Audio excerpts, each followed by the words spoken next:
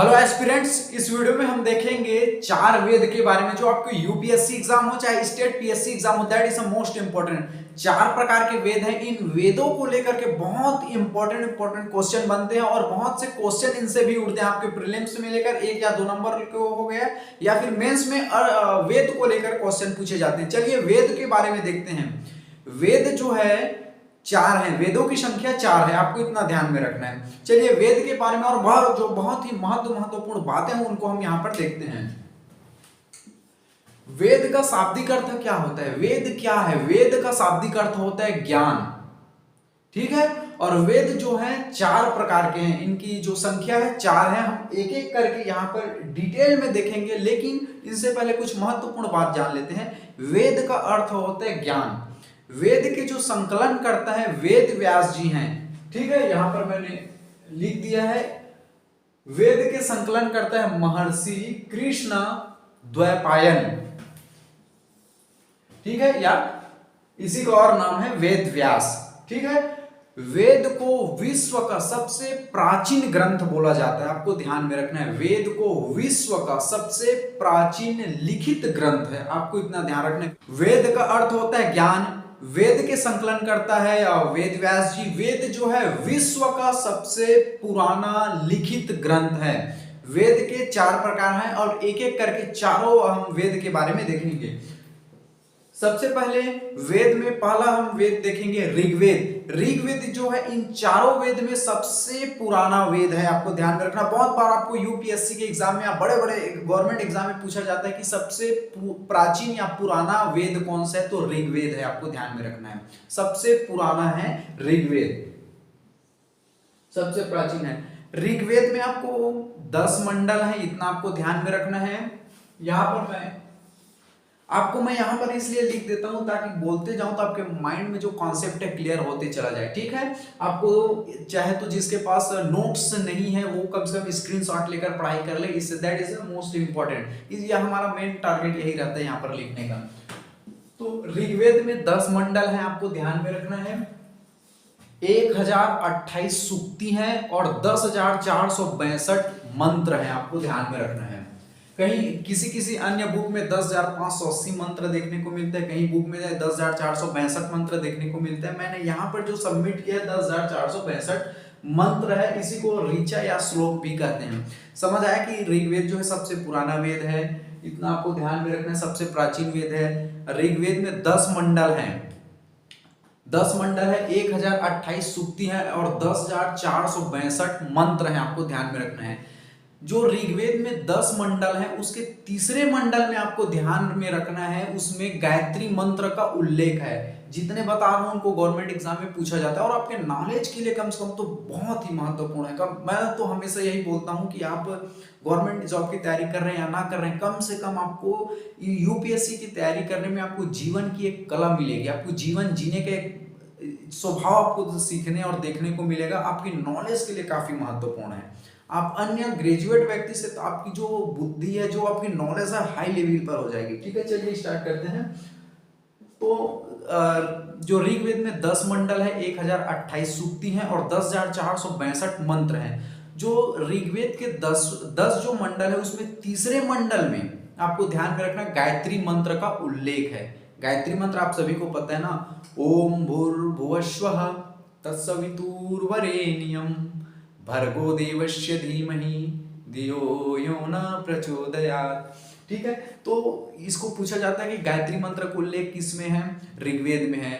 तो यह ऋग्वेद के कौन से मंडल में है? 10वें तीसरे मंडल में, आपको ध्यान में रखना है। ऋग्वेद में देवी देवताओं के स्तुतियों हैं, देवी देवताओं का स्तुति है, आपको ध्यान में रखना है।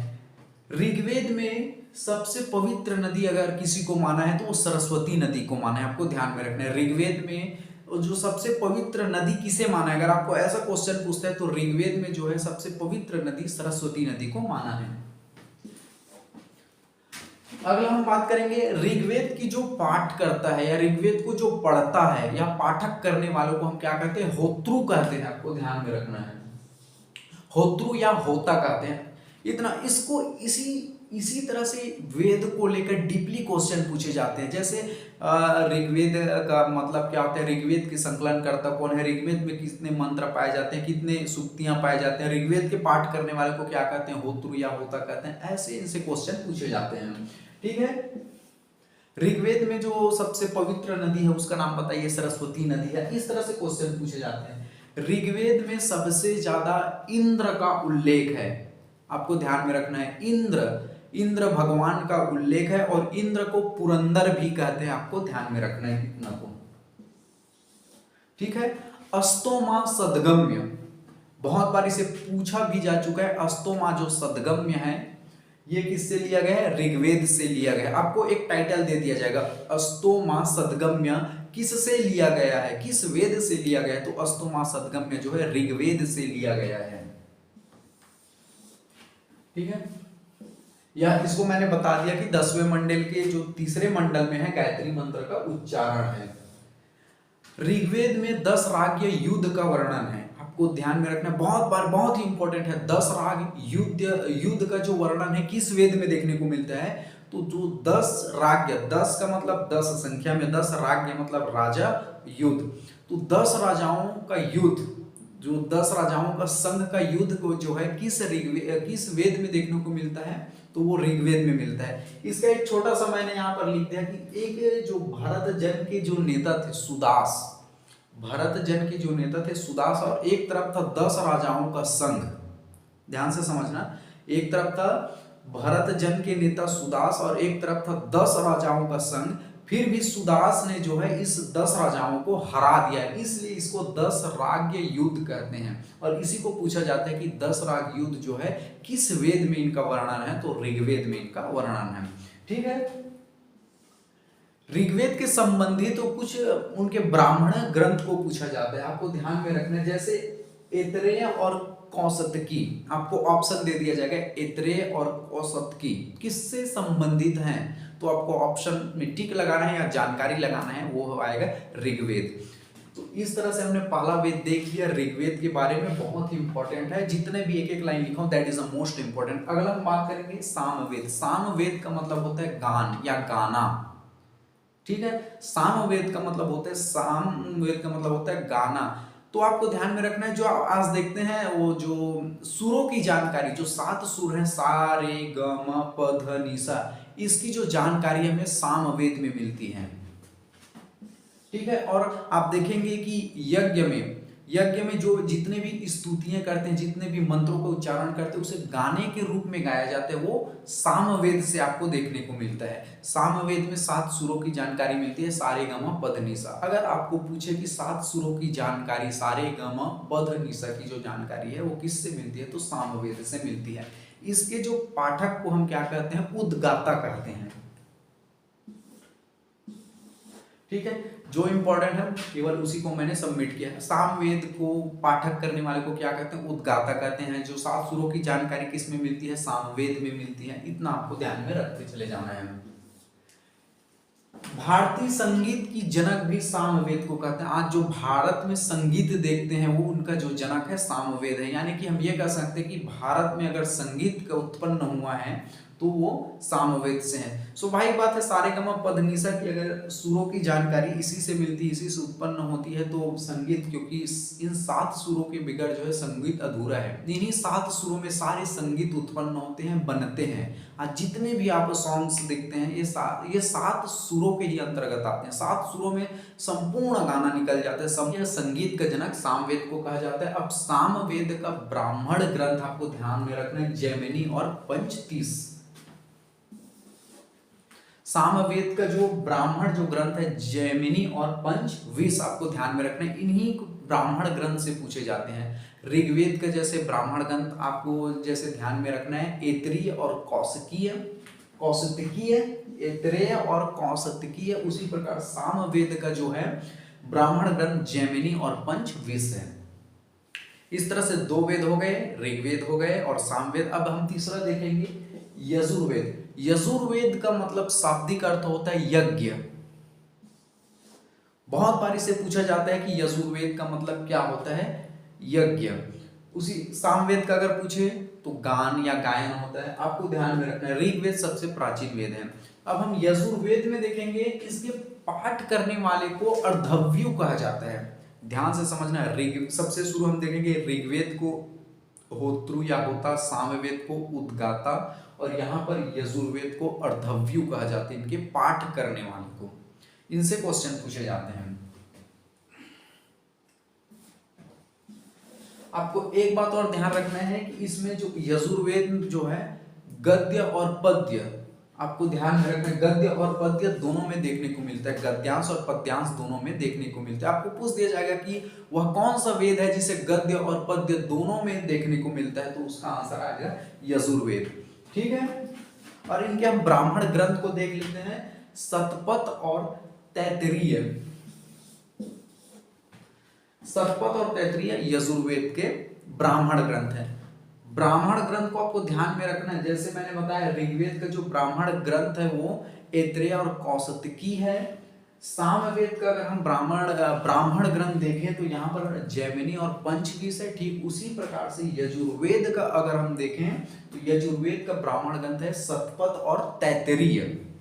ठीक है, अब 3 हमारे वेद हो गए। अब चौथा वेद के हम बारे में बात करते हैं, अर्थवेद। ये अथर्व ऋषि के नाम पर इस वेद का नाम पड़ा।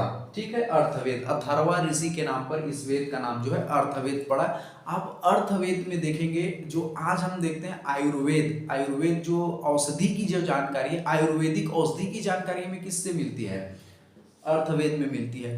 रोग का निदान कैसे होगा, समस्या का समाधान कैसे होगा, जादू टोना कैसे होता है, भूत प्रेत आदि की जो जानकारी है हमें अर्थवेद में देखने को मिलती है। समझ आया? रोग का निदान आप देख सकते हैं, भूत प्रेत जादू टोना। आज आयुर्वेदिक आप देख सकते हैं, आयुर्वेदिक औषधि दवाइयाँ आज बड़े बड़े आधुनिक तौर पर इसी चीज़ों को लेकर रिसर्च हो रहा है, जबकि इनकी ऑलरेडी जो व्याख्या है अर्थवेद में है। अर्थवेद से बहुत, तो वेदों से हमें बहुत कुछ जानकारी, बहुत कुछ हमें सीखने देखने को मिलता है। और हमेशा मैं बोलता हूँ कि आप हिस्ट्री से चाहे कोई भी सब्जेक्ट हो, आपको हमेशा सीखने को मिलेगा, और जिंदगी में सीखना that is the most important. आप इतना को ध्यान रखिए, आप कम से कम सीखने के लिए पढ़ाई करें, एंजॉय से पढ़ाई करें। देखो कितना बढ़िया बढ़िया जानकारी मिल रही, गायत्री मंत्र आपको देखने को मिल गया, वेद 4 वेदों के नाम आपको देखने को मिले, कौन सा प्राचीन है, कौन सा नया है, क्या है, पूरा डिटेल जानकारी आपको देखो, मजा आना चाहिए पढ़ने में। रोग का निदान, ये सब अर्थवेद में देखने को मिलता है। ये जादू टोना, भूत प्रेत, औषधि विज्ञान, ये सब अर्थवेद में देखने को मिलता है। अर्थवेद के जो पाठ करने वाले को ब्रह्मा कहते हैं। ध्यान रखना, अर्थवेद के जो पाठ करने वाले को ब्रह्मा कहते हैं। दैट इज सभी जितना बता रहा हूँ दैट इज मोस्ट इंपॉर्टेंट। इनके पाठ, सभी वेदों के पाठ करने वाले को देख लेना, इनके ब्राह्मण ग्रंथ को देख लेना, इतना आपको ध्यान में रखना, इनको छोड़ना मत, इन्हीं से क्वेश्चन पूछे जाते हैं। अर्थवेद में सभा व समिति को प्रजापति की 2 पुत्री कहा गया। That is a most important, आपको ध्यान में रखना। प्रजापति की 2 पुत्री इनमें से हैं, ऐसे करके आपको ऑप्शन दे दिया जाता है। प्रजापति की 2 पुत्री है, इनमें से है, ऑप्शन आपको दे दिया जाता है, तो उसका नाम है सभा और समिति को। सभा और समिति को प्रजापति की 2 पुत्री कहा गया है। इनके ब्राह्मण ग्रंथ देख लेते हैं।